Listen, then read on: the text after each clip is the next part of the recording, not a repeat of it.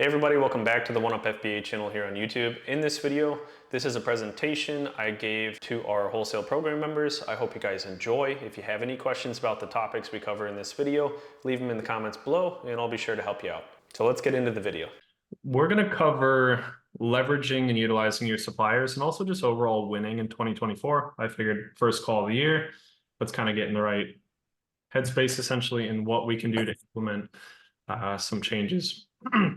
So if you are brand new to wholesale, this might be a little ahead of the schedule for you, but there's a good chance you already have great suppliers. Assuming you've already compiled kind of a list of 15, 20, 30 companies, I truly believe, and I've seen it over and over in the past like 2 years of running this program, you're probably utilizing 10 to 20% of what you think are all the available offers from your supplier.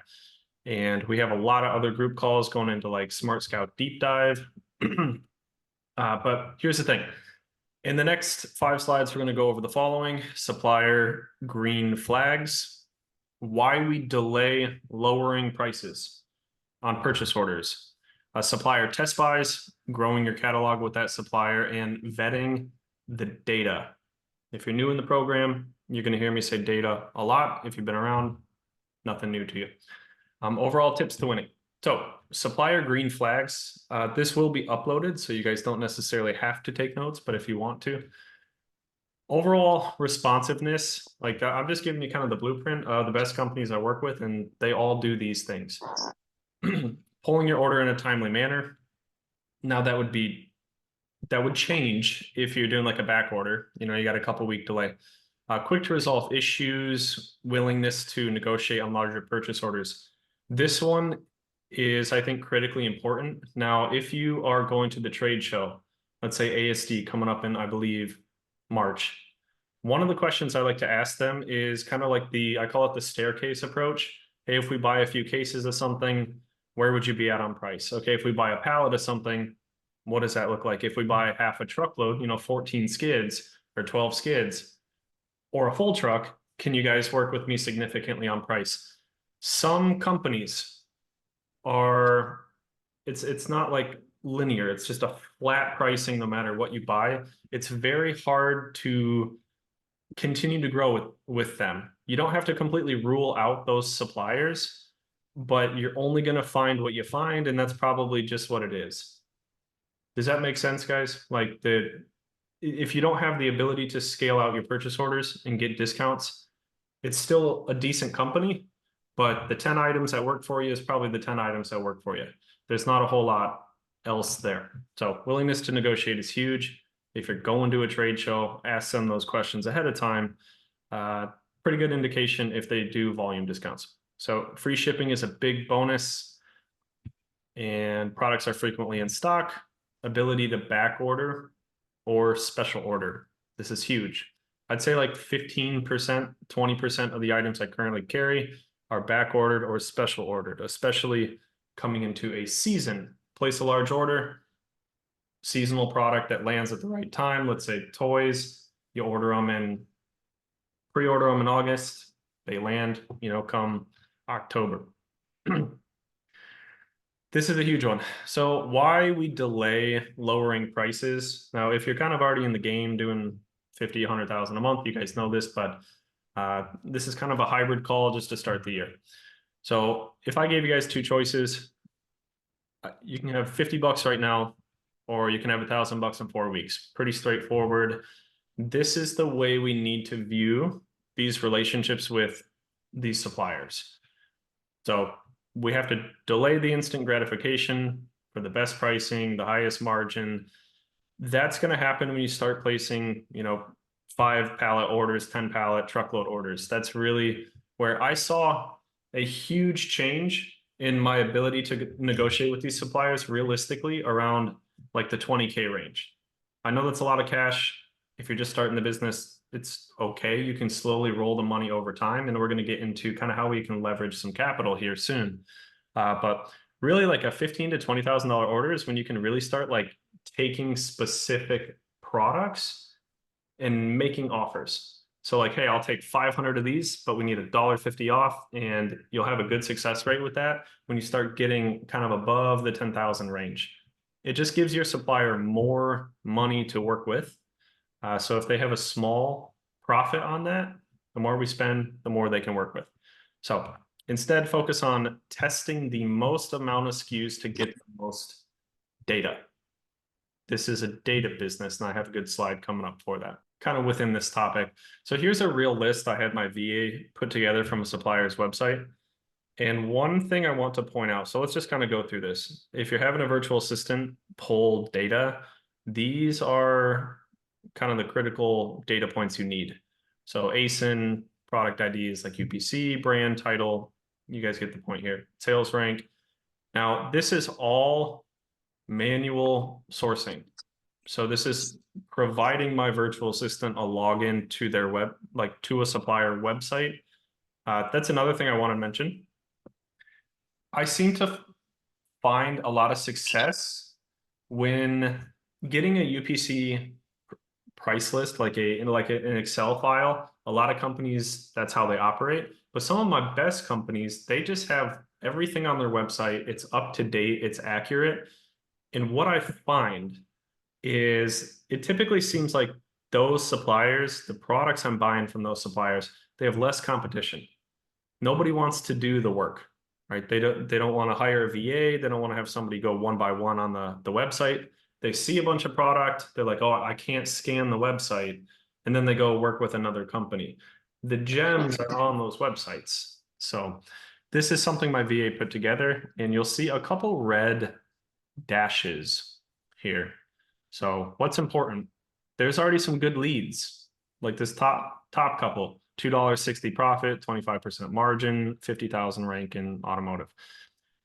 Typical leads list. If you're coming from OA, this is nothing new, but you'll see I have my virtual assistant put anything that's like 0 profit or higher.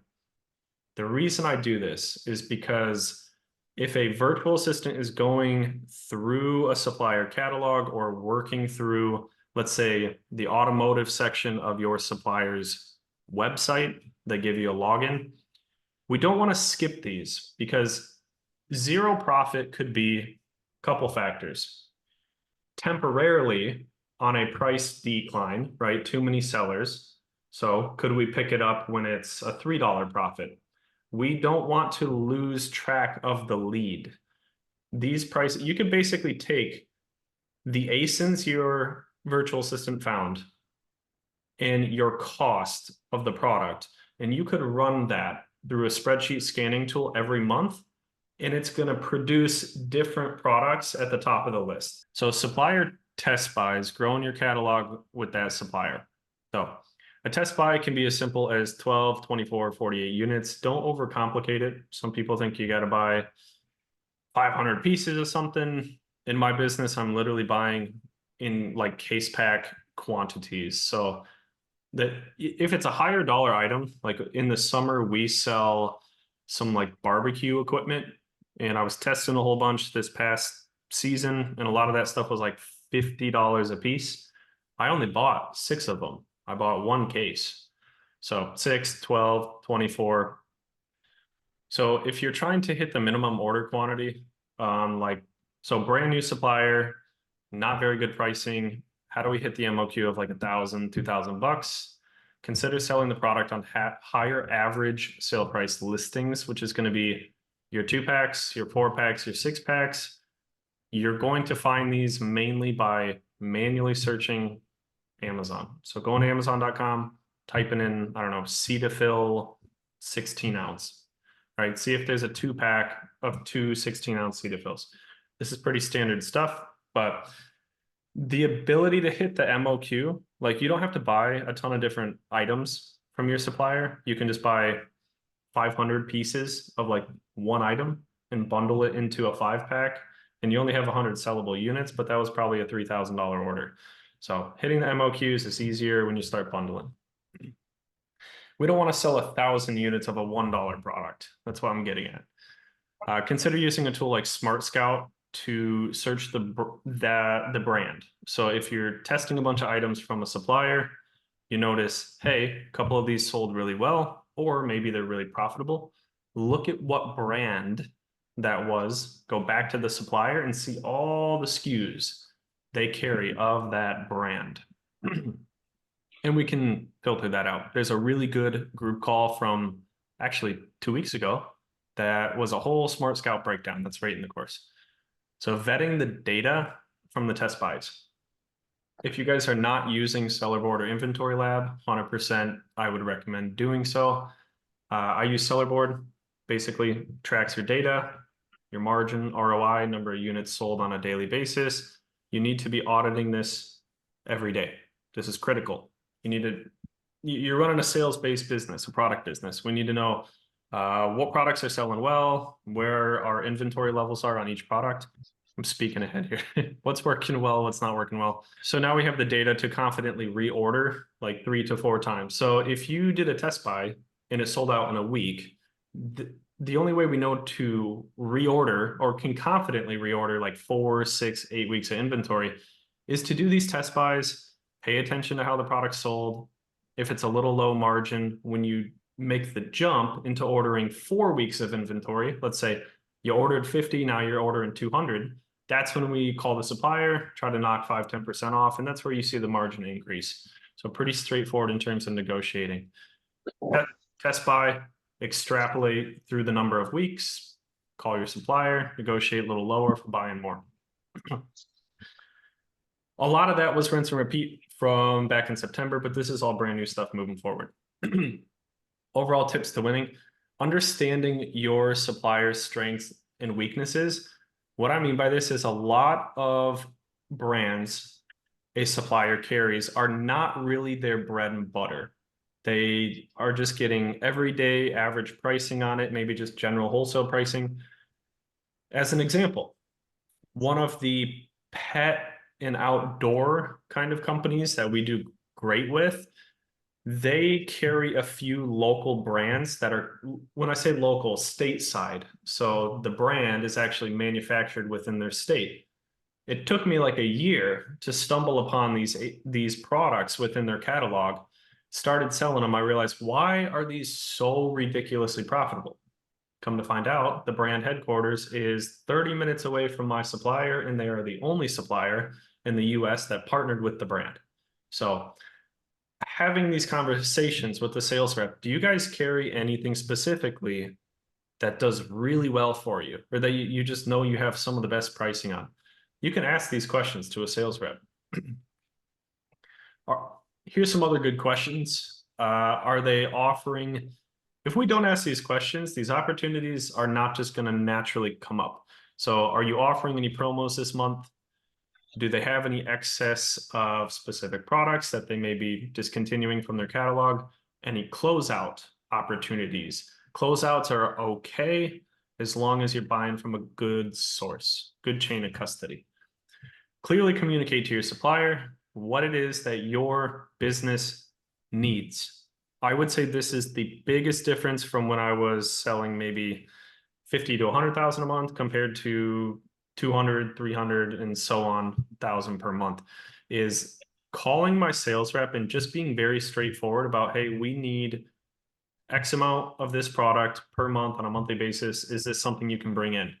Instead of just working with what the supplier has in stock, we need to let them know what our business requires, and that makes you a better customer and all the benefits there. So look at how many times, ask yourself, how many times a month are you speaking with your suppliers? This is all brand new stuff. So here's how to win in 2024. A general rule of thumb. I got some really cool mentions, some tips. This business requires 4 primary elements. Obviously, there's a lot involved in wholesale, but kind of breaks down to these 4 things. We need access to product opportunities, capital to take action on those opportunities, a system to automate your product sourcing. This is crucial. And then auditing the products sold. You're looking at your margin and ROI on these products and projecting inventory levels. And then what I'm doing here, these next few slides are breaking down the 1, 2, 3, and 4. Access the product opportunities. This is critical. So my favorite methods in the course, I know there's a lot of different ways we can find suppliers or reach out to companies. So we need capital to take action on these opportunities. If you are starting with like 5 to 10,000, that's a pretty good starting point. We want to reinvest as much as possible, especially in the first year of wholesale. The earlier you pull a handful of cash, it severely changes the snowball effect of that cash. Like if you pull like $5,000 from the business and profit in the first like couple months, when you look at the 6 month and the 12 month and the 18 month spin of that initial $5,000, it's like way more. It's like 30, 40, 50,000 that you actually are losing by taking the 5K now. So first year wholesale, try to reinvest as much as possible. Maybe pull enough out to pay for your software and tools. Utilizing credit cards at your own discretion. My favorite ones, Amex Platinum, Amex Gold, Capital One. There's a 2% cashback Spark card. You can also put them in chat here. Plum card. Oh yeah, Amex Plum. That's a good one. American Express Plum. These are all charge cards, so they got to be paid down. Paid down like normal. Work your way into net terms with your supplier. So these are ways to take advantage of they're basically giving you a free loan for 7 days, 14 days, 30 days. A common question that comes through the support email is how do we work our way into net terms? Oh yeah, with the Plum card, 60-day grace period. Yeah, so I think the Amex Plum card, the way that works, another 30 days, I believe. So in terms of net terms, I have never really had to apply for net terms. The way I did it is consistently placing orders with my supplier on time, every single time, to the point where I kind of just brought it up as a joke. I was like, hey, why don't you guys give me, a week? Can I just pay you in a week? Your truck is, going to drop off Monday as normal. I'll pay you in a week. In most companies, you build these good relationships with your rep, and I typically am getting net terms, I'd say after like a year. Now you can apply for them if you have a Duns and Bradstreet number, like a credit check and maybe some trade references. That's possible. So the more good relationships you build, you're building that list of trade references that can help you get to net terms right away with a company. We shall continue. These next ones are really good. So we need a system to automate your product sourcing. If you're not currently utilizing VAs, I highly recommend finding something that your VA can do. Recommendation here, finding suppliers, how quickly. Okay, so for finding vendors, how quickly on pulling an order, if they have the product in stock, it shouldn't take them more than like a week. But I would just talk with your rep and see if there's any holdups, or maybe you're waiting on some product. Oftentimes, if they don't have one of the SKUs that you order, I try to ship what's available instead of holding up the entire order over one item, because some companies will do that. You order 10 products, they get back to you, they say, hey, one of them sold out, it's going to take us a bit. Just say, hey, ship what you have available and bill me for those. Okay, using onlinejobs.ph, hire a virtual assistant within the Philippines. Key takeaways with VAs. So highly recommend consistent. Actually, I'm going to slow it down here. This is really important. For those of you that are looking to hire a virtual assistant, I really have found a lot of value in this with the VAs I have hired. So consistent weekly trainings. Pick a day, pick a time. I know they're 12 hours different, so maybe in the evening would be the morning for them. You need to go over what worked, what isn't working, and why leads are good or bad. Here's a side note, especially if you're newer. If you're not able to teach a VA what to look for, you may just have to put in more sets and reps, look at more Keepa charts, place a couple orders with your suppliers, get a better feel for the wholesale business overall. And then once you know exactly what products do good, then you can teach that to the VA. So if you're not comfortable with the VA yet, just put in more sets, put in more reps. Suggestion on finding a good virtual assistant. The way I did it was I actually think I put there's a downloadable, Rob, I think in the first section, module 1, video 1, there's a download. It's a questionnaire. There's a very high demand in the Philippines. Well, there's a very high demand in the US for Philippine VAs. The reason I mention this is we don't have to get bad VAs. We can put a statement in our job application to hire that VA saying, hey, you need to understand Jungle Scout, Keepa. I think my virtual assistant did online arbitrage sourcing for like a year prior. So this is a very commonly hired position from the US to the Philippines for all this Amazon, all the Amazon selling. And just put all the requirements in there and be picky. You're going to get like a million inquiries. Yeah, I'm like saving them as we speak right now on Fever. I'm just going down a list. Gotcha. What are you using online jobs or are you using a different site? Just a Fever site, and I'm just going through, looking for assistant, VAs for Amazon. Okay. Yeah, I would definitely curate your job description to be as specific as possible. And then when you're sending them, like for the ones that qualify, send them a list of questions. And I have a questionnaire available in the course downloads. Throw in like a curveball. Like at the end of your questions, be like, what's your favorite season or sport and why? And that's how I quickly just went through, crossed out 150 people that didn't answer that because they're not even looking at it. Okay. Okay. So that we need them to be very, what's the word, diligent. If they didn't read every question that you put on your application form down to what's your favorite sport or what's your favorite weather or something, you already know they're probably not going to be very good in terms of paying attention to the small details. Got it. Thank you. Yeah. So everyone skips this step with virtual assistants. I see it over and over, and I did it myself with my first couple of VAs. One of the best things you guys can do with your VAs is allow them to always be learning from their work. Here's the catch. So if they find you profitable leads, you put them onto a supplier website, you put them onto a spreadsheet, and you end up testing those products. They sell great. Maybe they made you some good profit. They sell fast. Overall, really good lead. Number one, reward them, incentivize them, right? If I was working for somebody and this was my job and I didn't know the difference of when I did good and when I did bad, it'd be hard to learn. I don't know what they're looking for.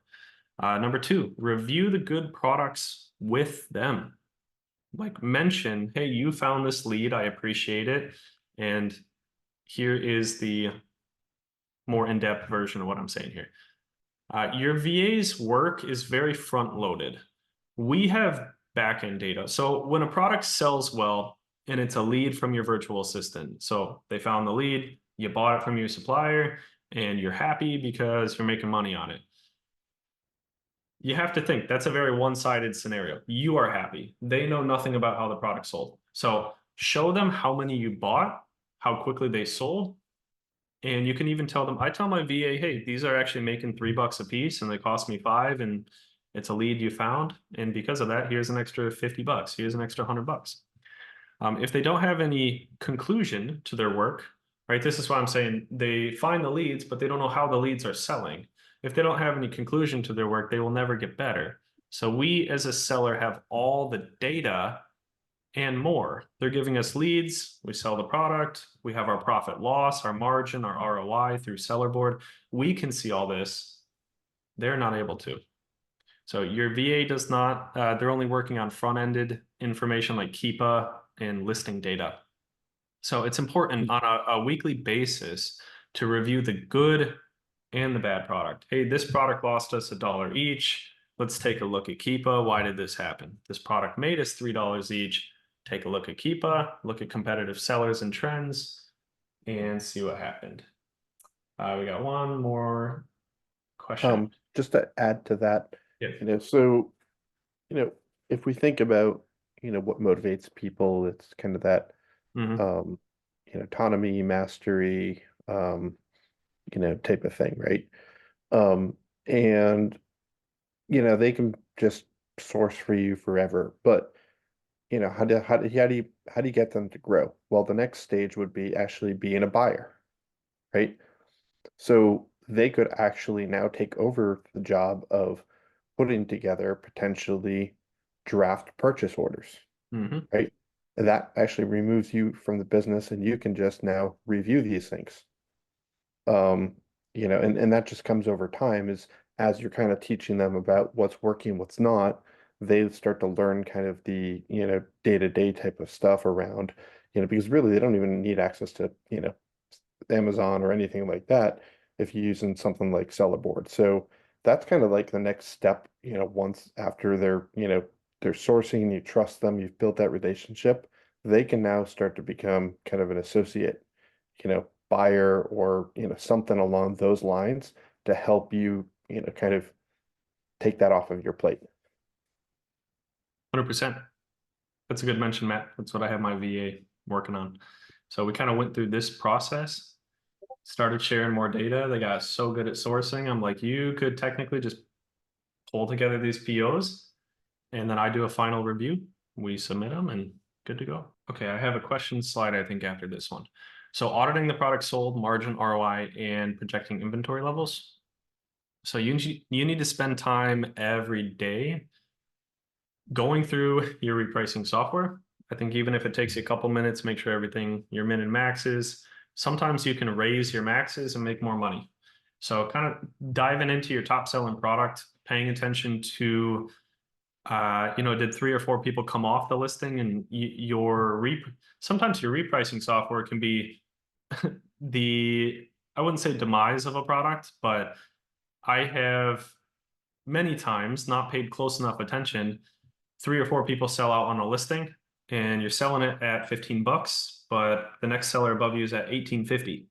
So you did have to set a min and max in this area, but now you can shift the entire min and max up. And this is why we want to review our top sellers to see if there's any opportunities. Or do you have to lower your min by 10, 15 cents, sell through the rest of your inventory? Maybe it's a product that's kind of doing a downward trend. Auditing the profit loss of the products, Seller Board Inventory Lab.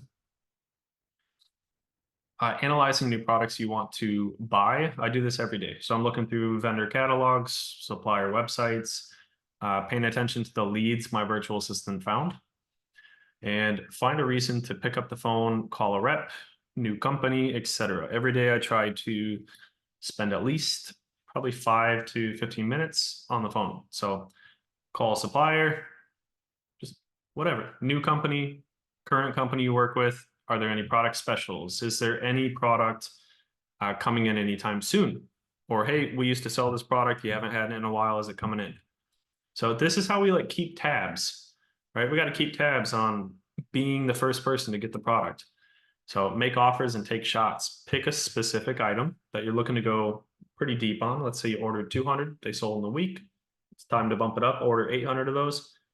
Pick up the phone, make the offer. Hey, can you be at this price for this many units? And when would that product be available? And the fourth thing, keep track of a spend goal if you're trying to really scale. I think this is not super relevant in the very, very beginning. It's more about just going through the motions. But if you're doing 20,000, 50,000, 100,000 a month, having a spend goal is great. It's a spending game. Once you are really good at product selection, or maybe your VA is getting better and better at leads, you got to make sure you're spending enough to realistically hit your revenue goal. So what you typically see is like a 2x or a 2.1x. So if you spend $10,000 on product, your top line sales are typically like 20 to 21,000 in sales. So you can kind of extrapolate that out, and you got to ask yourself, like, if you're trying to hit $100,000 a month and you haven't spent 50 to like 55,000 in spend on potentially profitable inventory that will sell well or tested items, it's almost kind of physically impossible to hit that number. So set a spend goal. Bonus slide 1. This business is really a data business. All we're doing is analyzing data.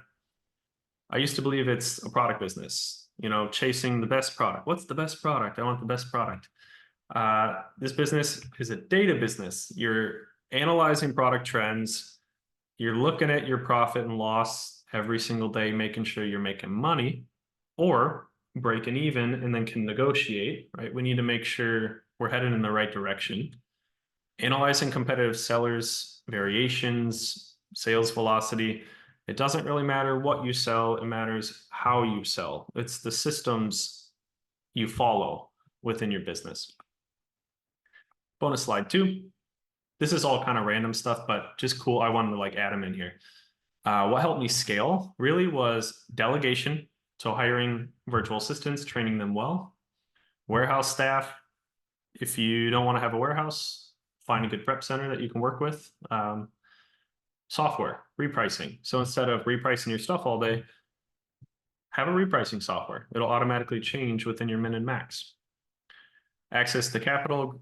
This is going to gradually grow over time as you get, you know, a 20, 30, 40% return every time you place a purchase order. Credit cards were huge for me and net terms.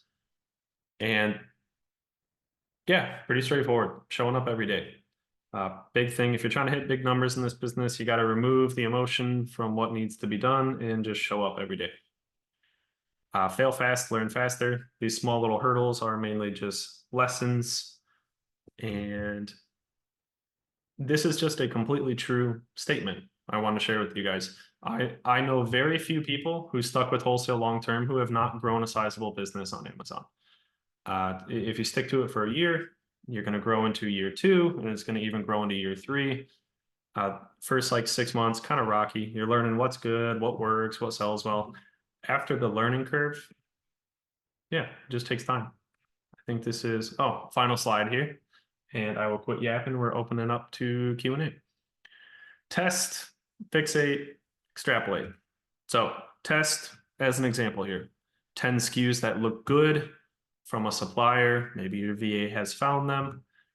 Fixate on the brands that sold great or produced a good profit. So you're testing 10 different products. Let's say a mix of a bunch of different brands. Collect the data through seller board, and then pay attention to what brands actually did well.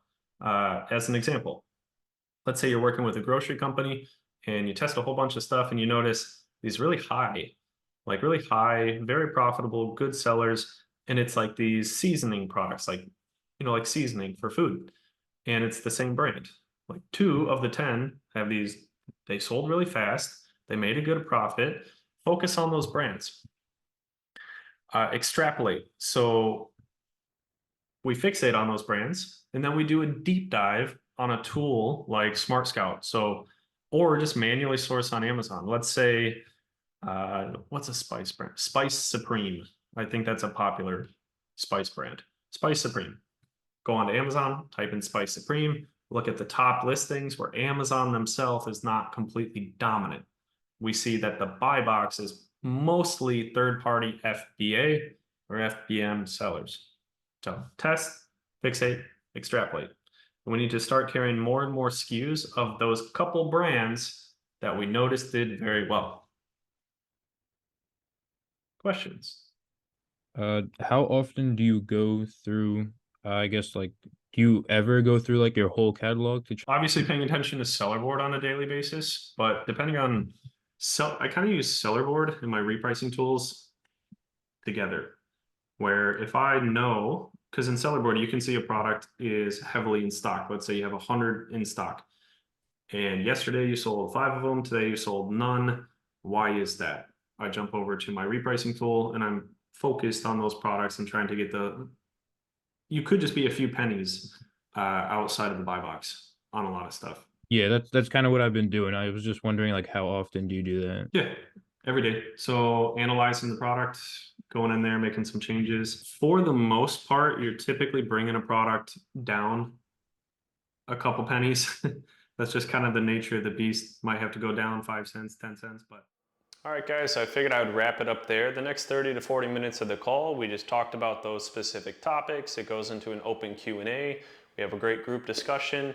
Now we do those calls 4 times per month on Tuesdays and Thursdays. The most important thing within a wholesale business is taking action, getting up every day, putting in effort into your business. You know, with the help of our program, we've seen some awesome student results. We've had members like Dev come in doing 25,000 and now he's doing 100,000 plus per month, specifically with wholesale. And members like Rick hitting $100,000 in a 30-day span as well. Javier went from never selling a product on Amazon to landing local wholesale accounts, building those relationships and producing 6,500 within the first 30 days of finding profitable product to sell from those vendors. And a huge shout out to Fred, one of our program members, for hitting 2 million in top line sales. I will leave a link in the description below if you would like to book a discovery call with a team member, see if our program is a great fit for your business, and I will see you guys in the next video.